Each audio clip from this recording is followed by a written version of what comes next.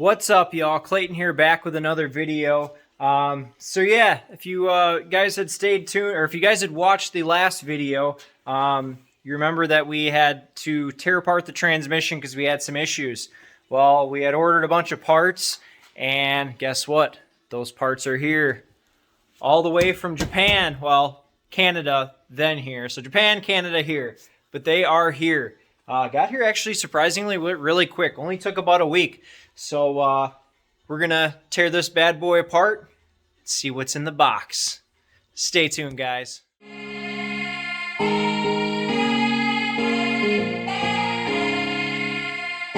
we were able to tell that I had ran them. So I'm going to kind of show you guys.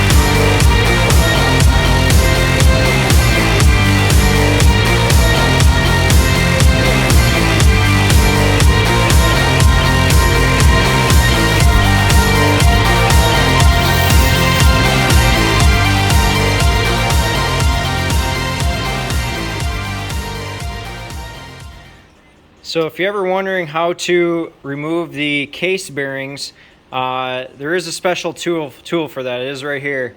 It comes in a fairly large kit, comes with all sorts of different sizes here. Basically, you slide this portion of it in, you tighten the nut here, this end expands, and the little lip on the edge there, that grabs the bearing, and then your slide hammer here threads onto the end. Piece of cake. Super easy. You can buy this kit actually off Amazon. I think I paid like 40 bucks for it. It's a inner bearing removal kit, basically is what it is. A lot of people use them on dirt bikes to remove the case bearings, that sort of thing, but very handy kit, so you don't have to try heating this up. Slide hammer will go right on here. Bada bing bang boom.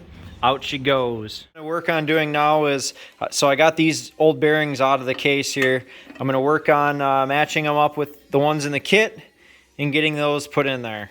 Really don't have a way to film this. I'm here by myself right now, so I'll just get all the bearings and stuff in there and kind of cut to that.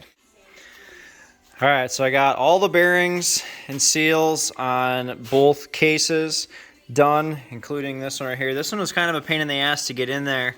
What I actually ended up having to do to get that in was I had to take the old one, I had to flip it upside down, and then I pounded it in. It was a very tight fit.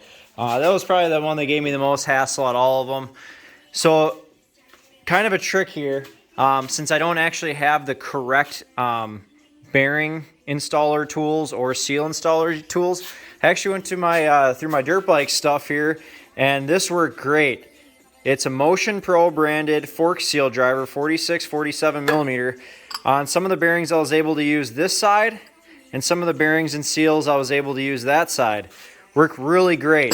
Just, use your hammer and just, tap it really nice, and it went right down in.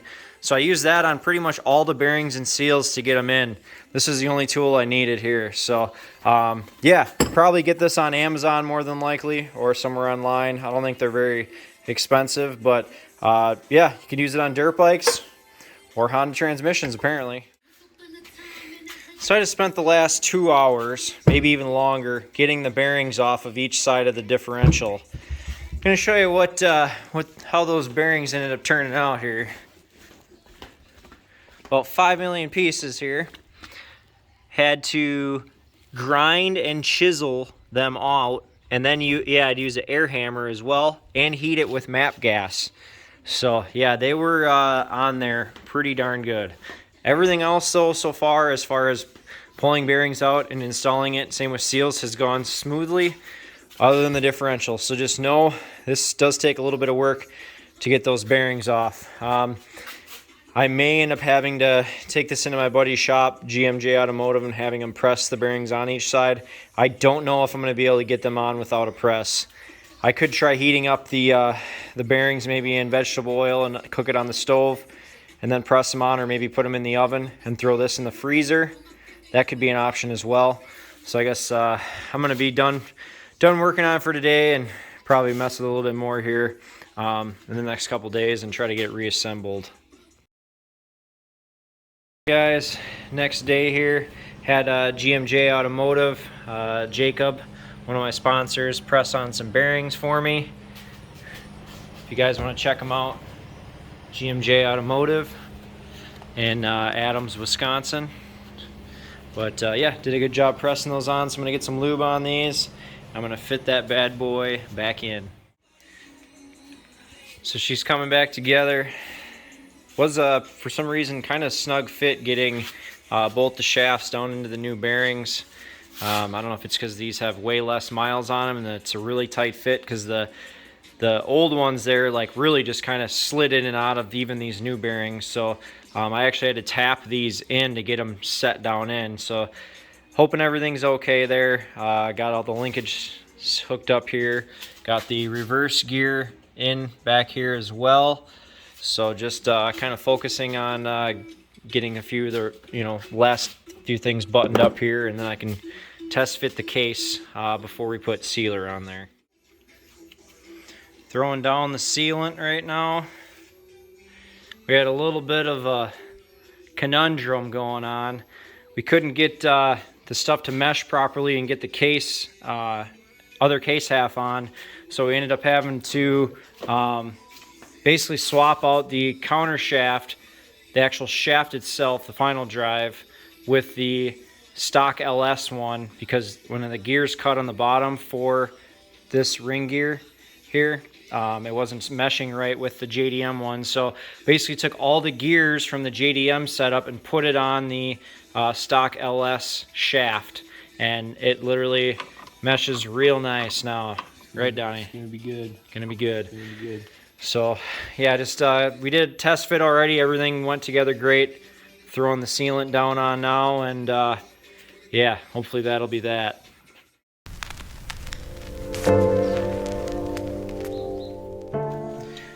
Got her back together, and we're working on bolting the trans back to the bell housing here, and oh yeah, fun stuff.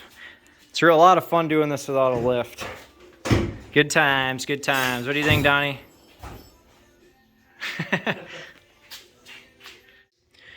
All right, y'all, so it's about, I don't know, 9:30 at night. We ended up getting the trans completely bolted in, got the exhaust back on, intake on. We got the shift linkage hooked up. We got, what else do we do here? We got the cable hooked up for the clutch. Got the CB axles in, got the suspension all back hooked up.